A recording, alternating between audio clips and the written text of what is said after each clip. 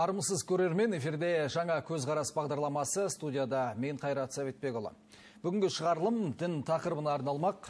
Қазақстан мұсылмандар діни басқармасының ғұламалар кеңесі қабылдаған пәтуада ел аумағында мешіттен тыс орналасқан. Кез келген орында діни білім беруге, жұма намазын оқуға болмайды, яки мүфтият рұқсат етпеген медреседе шәкірт тәрбиелеуге тыйым салынған. Ал елімізде қазір осы заңға қарама-қайшы келетін зайырлық қағидаттарда ұстанбайтын қандай ағымдар бар? Олардың көздегеніне. Осы сұрақтарға жауап алу үшін студияға теолог маман Руслан Қайыргелдіні шақырдық. Қош келдіңіз, Руслан мырза. Қош көрдік. Енді жаңа атап өттік қой, зайырлық қағидаттарды ұстанбайтын ағымдар жайында. Бізде ондай ағымдар бар ма? Аттарын атап кетсеңіз. Енді біріншіден жалпы біздің елімізде Қазақстан мұсылмандар діни басқармасы бар. Ол былайша айтқанда мұсылмандардың қара шаңырағы кез келген діни мәселеге жауап беретін, Қазақстандағы мұсылмандардың сұрағына жауап беретін, жалпы білімдерін арттыратын, осы Қазақстандағы мұсылмандарға жауап беретін бірегей ұйым. Ал енді өкінішке орай осы діни басқарманың бағдарын ұстанбайтын, кей уақытта қарсы шығатын, кейбір мәселелері келіспейтін ғана емес, қарсы шығатын ұйымдар жоқ емес, бар. Оны біз енді атын атап, түсін түстеп, мына кісі, ана кісі, мынандай адреста тұрады екен деп бәлкім енді айта алмармыз. Бірақ дегенменен жалпылама түрде олардың атауларын айтып кетсек болады. Бұл енді олардың қатарына сөйлемейшілер деген бағытты жатқызуға болады. Сәлефилер, мадхалилер, тәкфилер, таблиғ жамағаты, басқа да басқа ағымдар өкінішке орай біздің елімізде бар. Ал енді соның ішіндегі мен мына сөйлеменшілер деген ағымды атап айтқым келіп отыр. Себебі өкінішке орай ол кісілерді мына діни басқармаға бағынбайды. Олар мына ақида мәселесінде, яғни сенім тұрғысында матруди ақидасы және Абу Ханифа мазхабын ұстанған менен соупылық мәселесінде кейбір кереғар мәселелер бар өкінішке орай. Бұны олар рабыта деп айтады өздерінің тілдерінде. Кей уақытта енді өздерінен шыққан ұстазсымақ кісілер сол рабыта мәселесін ақтап, шариғатта бар деп дәлелдеп жатады, бірақ ол шын мәнінде ешқандай да қисынға киінбейтін бір жасырын құлшылық есептеледі. Демек, рабыта деген бұл ұстаз дегенді білдіреді, Енді ұстаз емес, мұна тікелей мағынасына келетін болсақ, байлану деген мағынаны білдіреді. Енді ол кісілердің пайымдауынша осы рабыта деген сөздің өзі Құранда айтылған деп кей уақытта айтып жатады. Ол да ешқандай да бір шындыққа жанаспайды. Шынды айтында келетін болсақ, рабыта Құранда емес, тіпті пайғамбардың өзі, сахабалардың өзі ешқандай да осы рабыта жайлы айтпаған. Ал енді олар сол рабыта арқылы сол ұстаздың разылығына, одан ары пайғамбардың разылығына, одан ары Алла тағаланың разылығына бөленеміз деп осы жасырын құлшылықты жасау арқылы кей уақытта шариғаттың шеңберінен шығып кетіп жатады. Ол рас. Ал енді діни басқармаға бағынбайтын ұйымдар бізге шын мәнінде қауіп төндіреді. Оны жасыруға болмайды. Себебі шын мәнінде діни басқарманың қарамағында біздің елімізде 10 медресе қызмет атқарады. 10 медресеге қоса бір жоғары оқу орны, ол Нұр Мүбарак университеті қызмет атқарады. Өте беделді университет. Бүгінгі таңда ол университетте мына көрші мемлекеттерден азаматтар келіп оқып жатады. Ол деген сөз шын мәнінде шынайы жоғарғы білім беру саласында өте бірегей университеттерінің бірі. Ол мынау атақты 1000 жылдық тарихы бар Аль-Азхар университетінің, былайша айтқанда Қазақстанда филиал деп айтса болады. Себебі сол Аль-Азхар университетінде Мысырда орналасқан, сол жақта сабақ беруші доктор, ғалым, ғұлама ұстаздардың өзі Қазақстанда келіп бүгінгі таңда қазақ балаларына білім беріп жатыр.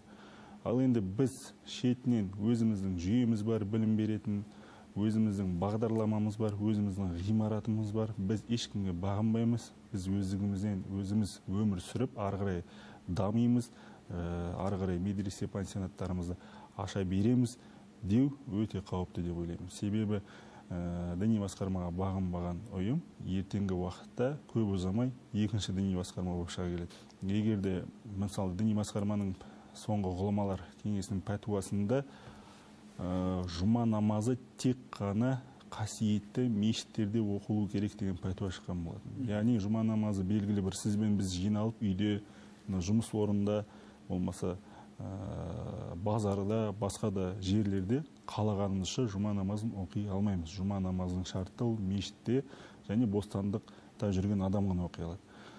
Сол секілді олар осыған да қарамай өздерінің оқшауланып ғимараттарының ішінде жиналып өздері имамын тағайындау арқылы жұма намазын өткізіп жүрді. Дәл қазіргі уақытта мен білмедім, олар мүмкін райынан қайтып қазіргі мешітке жұмаға келіп жүрген шығар дәл қазіргі уақытта. Ал оған дейін олар осы діни басқарманың ұстанған емес. Олар деген кімдер? Мен сүлейменшілерді айтып отырмын. Демек жаңа Сүлеймен, Хилми, Тунаханның сүлейменшілер дегеніміз, мен айта кетейін, сүлейменшілер дегеніміз бұл жалпы тарихта мына 50-ші жылдың соңында дүниеден өткен Сүлеймен Хилми Тунахан деген кісі болған. Ол кісі қазіргі Түркия мемлекетінде өмір сүрген. Жалпы енді ол ислам әлемінде керемет бір ғалым деңгейінде болмаса артынан із қалдыратын, өшпес бір із қалдыратындай бір енді біздің тілімізде шейх деп айтады, ислам терминімен айтатын болса. Шейх, ғалым, ғұлама деңгейінде бір із қалдырған емес, дегенменен справедливости ради дейді ғой, айта кету керек, өз заманда белгілі бір ұстаз дәрежесінде қызмет атқарған кісі. Оның әкесі де діни қызмет атқарған кісі. Ол кісіге біз жеке өз басымыз осындай ағымда болды, ол кісі адасқан болды деп еш уақытта айтқан емеспіз, айтпаймызды. Өзінің деңгейінде, өзінің заманында, өз деңгейінде белгілі бір ұстаз дәрежесінде қызмет атқарды. Мәселе одан кейін ол кісінің соңынан ерушілер де болып отыр. Себебі ол кісінің соңынан ерушілер бүгінгі таңда біз оларды сүлейменшілер деп айтамыз. Сол кісілер шариғат шеңберінен шығып кетеді.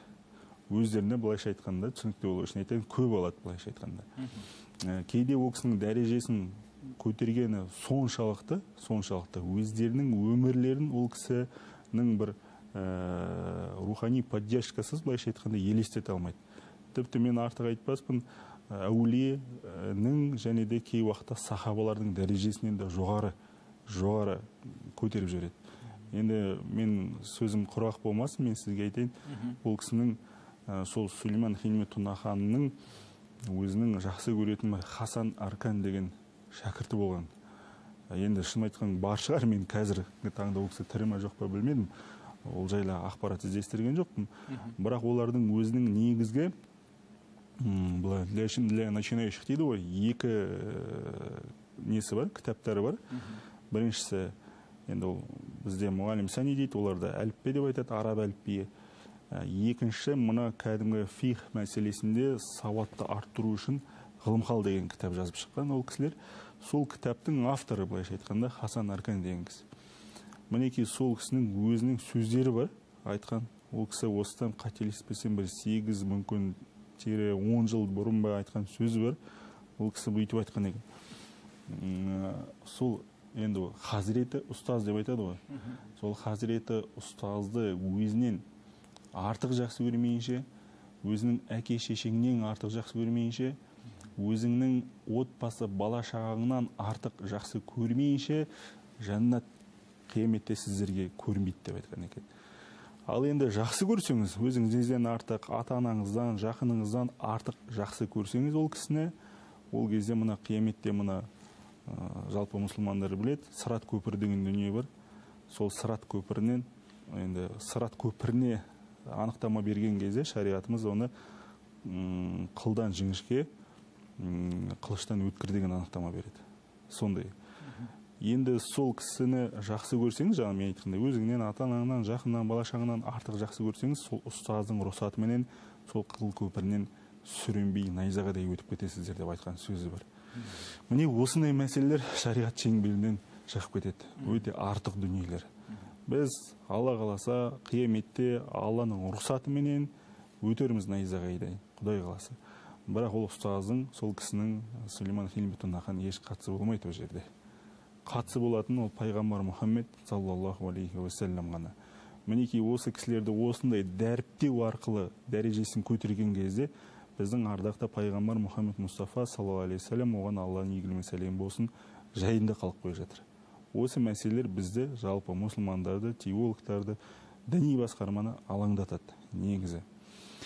Сондықтан мен жаңа айтып жатырмын ғой, ол кісілерді біз кездестік, сөйлестік, ол кісілермен райынан қайтаруды да енді талап еттік деп айта алмаймын, бірақ ұсындық. Сол кезде өткендегі эфирлерден кейін де бізге біраз адамдар хабарласты, тіпті жаңағыдай өздерінің шынайы, енді біз олардың шынайы бетпердесін білеміз ғой, бірақ енді олар оны жасыру арқылы, ондай емес біздеу арқылы, былайша айтқанда келісімге келгісі келді, бірақ олар соның барлығына қарамастан белгілі бір адамдарды, орысша айтқанда енді попросить етіп біздерге хабарласып жатыр, өкінішке орай. Кейбір адамдар, кейбірлер олардың жоғарғы лауазымдағы қызметтегі адамдар, не үшін сіздер осындай ақпарат таратасыздар деп, не үшін жала жабасыздар деп. Құдай куә, біз ешқандай жала жауып жатқанымыз жоқ. Мен мәселен теологпын. Теолог болғаннан кейін ол профессиональный деятельность еді, орысша айтқанда. Бұл сәләфи бола ма, бұл матхалилер бола ма, такфирилер бола ма, таблих бола ма, сөйлемеушілер бола ма, гүленшілер бола ма. Біз уақыты келеді, әлі бұлардың бәрін шарықтап, анықтап айтатын боламыз, халықтың көзін әлі де ашатын боламыз. Бірақ олар дер кезінде ес жинау керек. Осы Қазақстанда тұрғаннан кейін екінші мемлекет бір құру, болмаса бір партия құру, саяси бір партия құру, болмаса діни басқармаға қарсы шығу деген нәрседен аулақ болу керек. Егер олай болатын болса, үлкен даудамай, үлкен фитна туады. Сөйлемеушілердің қаузағаны не, көздеген не?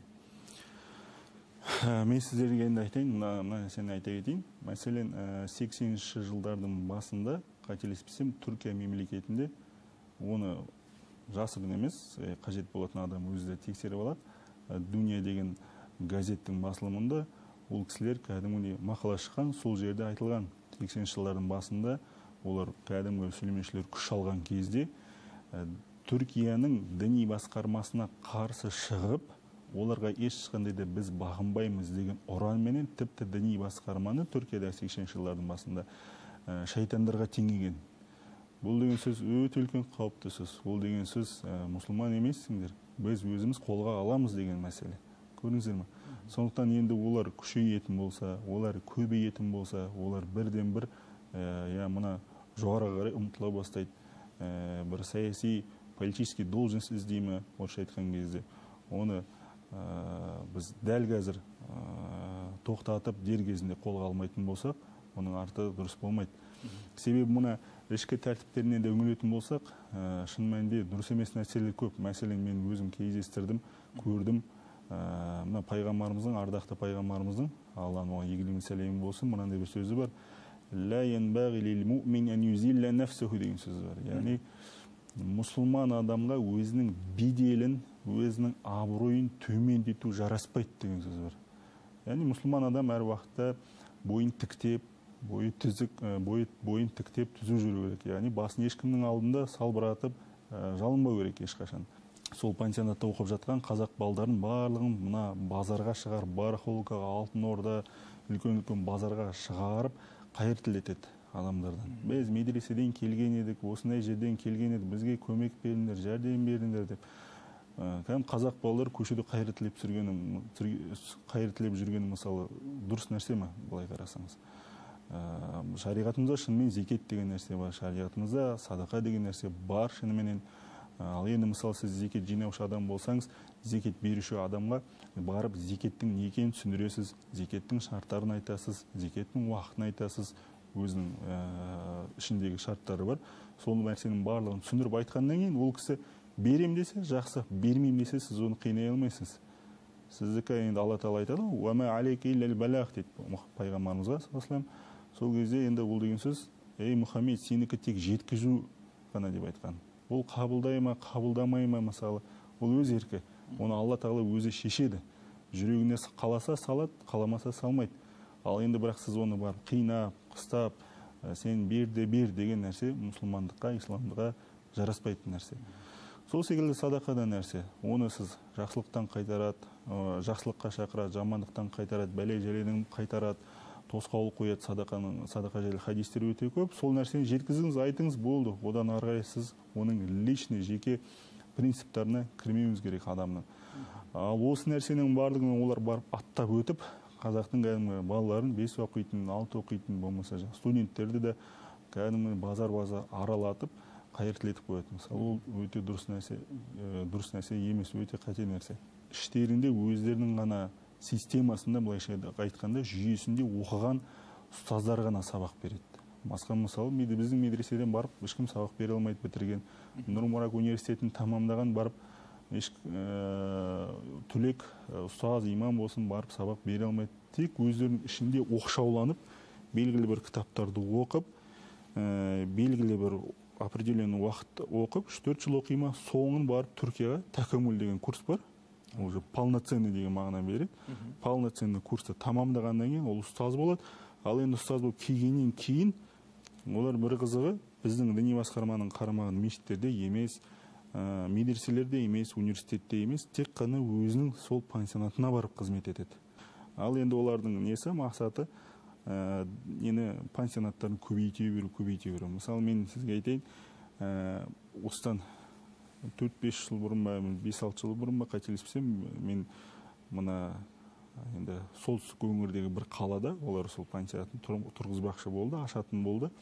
Сол кезде мен өзім сол кісілерге пансионаттың ашылмауына енді бір кедергі жасадым деп айтпай қойын, бірақ біраз біз келіспеушіліктер болды, ол кісілер ашылмады. Сол ашылмағаннан кейін олар бірден мені күнәлады, былайша айтқан кезде. Күнәлағанда тек қана күнәламай, қарғыс айтып, кәдімгі отбасы бала-шағама қарғыс тілеп, әлі де сізбен кездесеміз, әлі де бұл мәселені шешеміз деп, былайша айтқанда, угроза жасаған тұғын. Біз енді мұсылман болғаннан кейін біз білеміз, Аллаға, тағдырға иман келтірдік, Құдай жазған нәрсесі болады деп иман келтірдік, болды. Олардан біз ешқандай қорқпаймыз. Ал бірақ әлі күнге дейін олар сол пансионатты ашылмағаны да жақсы. Енді мынандай сұрақ, бұл бала, мысалға, әрине бала болғаннан кейін ол оңын солын білмейді. Бұл жерде ата-анаға қадағалау керек. Пансионатқа қалай барады? Бұлар сонда бұл пансионат медресеміз, біз жаңағы Қазақстан мұсылмандар діни басқармасының бізге рұқсат берген, біз медресеміз деп сонда тартама. Жалпы пансионатқа бала қалай келеді? Сөймеші болып қалай болып кетеді? Тура солай. Мәселен енді қазіргі таңда біз соңғы 3-4 жыл білесі ақпарат құралдары дамыды, әлеуметтік желі дамыды, жалпы ақпарат кеңістік қой, жалпы ол өзі неуправляемый нәрсе, білесіздер, ол дамыды. Бәлкім қазір сол арқылы да таңып жатқан шығар. Бірақ енді бұрындары ол кісілерді ақпарат әлеуметтік, кстати, дәл қазіргі уақытта осы әлеуметтік желіде өте белсенді қызмет атқарып жатыр олар. Ол TikTok болсын, Instagram болсын. Халық қазіргі таңда сол не арқылы, әлеуметтік желі арқылы оларды біліп, танып, баларын беріп жатыр сол жаққа. Жарайды, енді әлеуметтік желі арқылы білсін, көрсін, мысалға енді олар қалай айтады? Біз сөйлемей үшін біздің қатарымызға қосын, пансионатқа келді ма, жоқ әлде ақшалай қызықтыра ма мүмкін, енді білмеймін, сені шетелге жаңа өзіңіз айттыңыз ғой, ол жерде бітіріп келген бала пансионатты Түркияға барып оқиды, ол жақта жетіледі, одан кейін болып ұстаз болады деп. Мүмкін сен бізге келсең, болашақта саған жұмыс тауып береміз, тегін оқисың, тегін жолыңды барлығын көтереміз деген әңгімемен шақырама. Қалай барады бала? Ата-ана қалай жібереді баласын? Деген сұрақ туындайды. Ешқандай бұл жерде шыны керек, ақшамен ешкім шақырмайды. Ең жалпы қазақта өзі медресе деп айтқан кезде әр адамның бүйрегі беріп тұрады жалпы. Ал енді ата-ана барып көрейінші сол медресені, қай жерде, қандай екен деп қараған кезде, ол кісілер ожағын қолға алған жақсылап, жасыратын жоқ. Мәселен, 3-4 мезгіл ыстық тамақ, жатын орның гостиницадан бір кем емес, ақ төсек, мамық, жастық, іші барлық тазалық керемет, оқу орындары, оқитын жерлер, кабинеттері барлығы тап-таза, ол жағдан барлық жағдайын жасаған.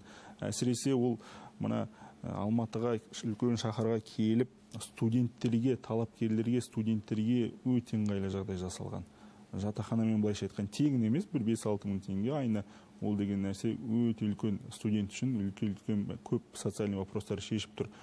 осыдан кейін барып адамдар алданады. Шын мәнінде осындай керемет жер бар екен ғой деп баласын да, студентті де сол жаққа барып табыстап тапсыра береді.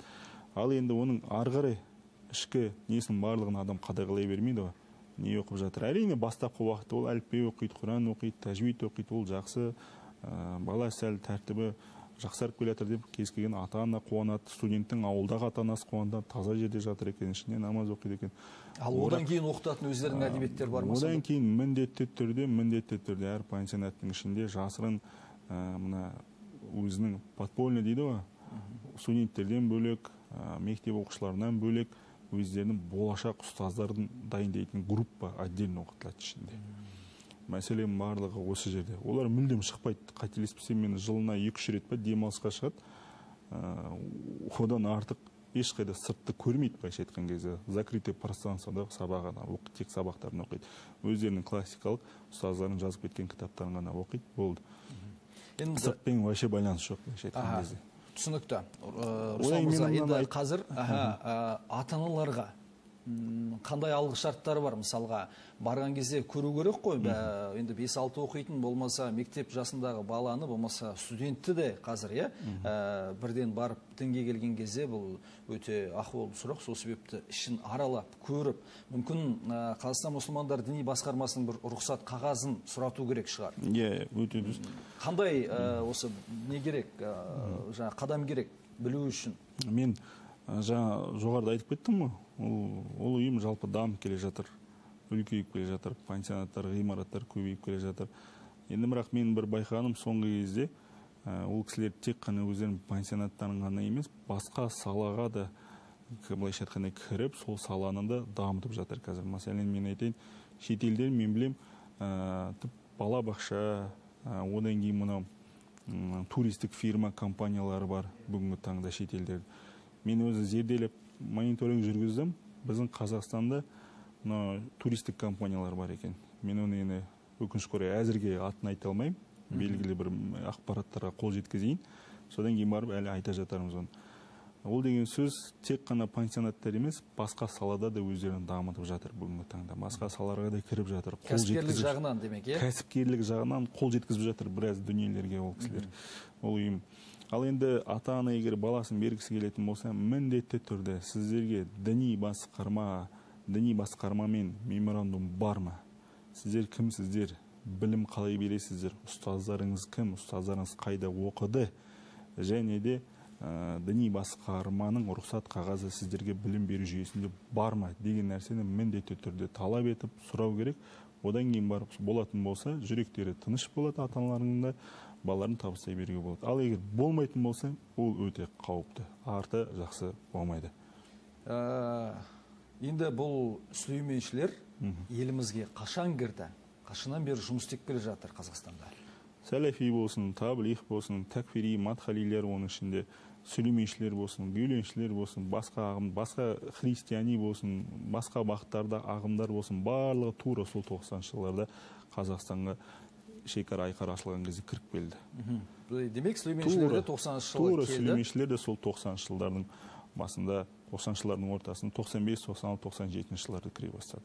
30 жылға жуық уақыт болыпты, бірақ осыған дейін біз байқамадық па сүлейменшілердің барын, олармен жаңағы алған бағыттары дұрыс емес екен айтылмады ма сонда? Осы уақытқа дейін өкінішке орай айтылмады. Оған не себеп? Мен ойлаймын, шын мәнінде ол кісілердің осы уақытқа дейін атқарып жатқан қызметтері, пансионаттардың көбейіп жатқаны, ішіндегі шәкірттердің көбейіп жатқаны, олар басқа да кәсіпкерлік бағытқа кіріп жатқаны, сол саланы дамытып жатқаны, бүгінгі осы уақытқа олар дайындалған шығар деп ойлаймын. Осы уақытқа дейін қатты өздерін бір әшкерелеген емес, қатты өздерін әлеуметтік желіде дамытқан емес, көрсеткен емес еш уақытта. Былайша айтқан закрытый пространствода жұмыс жасады барлығы. Сосын енді жасыратын жоқ, ол кісілердің енді оларды қолдайтын да белгілі бір жоғары лауазымда қызмет атқаратын кісілер бар. Сол кісілерді әжептәуір қолдау көрсетіп келді осы уақытқа дейін. Ал енді сол кісілер қолдау көрсеткеннен кейін діни басқарма да, одан кейін басқа діни ұйымдар да ол кісілер жақсы бір дұрыс бағытта деп мәлкім қараған шығар. Бүгінгі таңда әлеуметтік желі дамығаннан кейін, ақпараттық кеңістігі дамығаннан кейін, жаңа кейбір кісілері, кейбір жоғарыда қолдайтын кісілер ол кісілерден бәлкім бас тартты ма, енді қолдамаймыз деп айтты ма, ол кісілер былайша айтқанда слабина берді, орысша айтқан кезде. Енді көп нәрсе әшкереленіп, белгілі болып жатыр. Осы орайда да біз де пайдалануымыз керек. Бізде діни басқарма жалғыз, мақсат мүдде жалғыз. Тек діни басқарманың қарамағында егер істейміз десе, келсін, емтихан тапсырсын, аттестациядан өтсін, имамдық қызметті, ұстаздық қызметті медреседе, мешіттерде қызмет атқарсын. Сонша білімді болатын болса, есіміз ашық, пожалуйста, орысша айтқанда. Ал егер аттестациядан өтпесең, емтиханнан тапсыра алмасаң, білімің лайықты болмаса, онда біліміңді жетілдір, біздің университетке түс, біздің медреселерге түс, тағы да жетілдір, қайтадан қызмет қылғың келсе, мешіттерімізде, медреселерімізде қызмет қыл. Бірақ одан тыс нәрсе бізге қажет емес деп айтқым келеді. Демек, сүлейменшілердің Қазақстандағы қызметі заңсыз. Жұма намазы болсын, өздерінің шаңырақтарында, қабырғаларында діни білімдерін арттыру, діни мәселеге қатысты нәрсенің барлығы заңсыз. Түсінікті. Рахмет, бүгін студиямызға келіп, ой бөліскеніңіз үшін алғыс білдіреміз. Зайырлы мемлекетте зайырлы қағидаттарды әрбір діни ұйым ағым ұстануы қажет. Бұл бүгінгі бағдарламадан түйгеніміз. Осымен біз бағдарламамызды аяқтаймыз. Аман сау болыңыздар. Қайраттарыңыз қажымасын.